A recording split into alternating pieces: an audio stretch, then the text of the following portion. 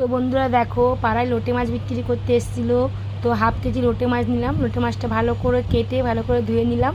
লোটে মাছগুলি খুব বড় বড় না, বেশ ছোট ছোট। আমি লোটে মাছটা কেটে হলুদ মাখিয়ে রেখে দিয়েছি।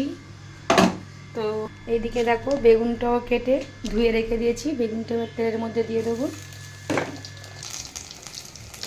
তো দেখো, আমার বেগুনগুলো ভাজা হয়ে গেছে। বেগুনগুলোকে আমি তুলে নেবো।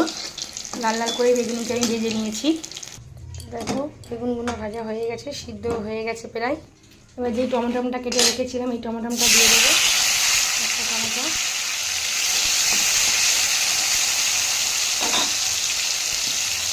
এবার নুন, হলুদ, জিরের গুঁড়ো, লঙ্কার গুঁড়ো সব একসাথে দিয়ে দিলাম।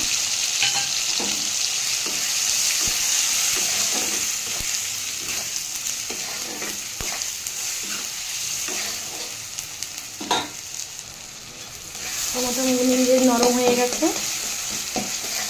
এবার আমি আদা, রসুন, পেঁয়াজটা একসাথে বেটে রেখেছি, এটা দিয়ে দিলাম।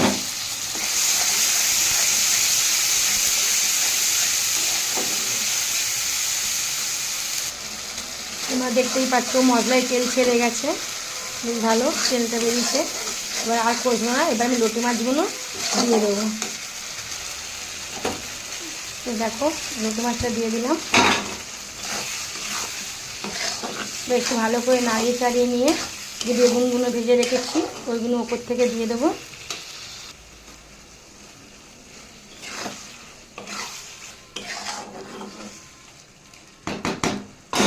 একটু ধনে পাতা কেটে রেখেছিলাম, ধনে পাতাটা আমি ওপর থেকে ছড়িয়ে দিলাম। আর নাড়াচাড়া করবো না, কারণ লোটে মাছটা বারবার নাড়ালে পরে ভেঙে যাবে। গ্যাসটা আমি একটু আস্তে করে দেবো, দিয়ে ঢাকা দিয়ে দেবো। তো দেখো মাছটা, দেখো আমার লোটে মাছ পুরো কমপ্লিট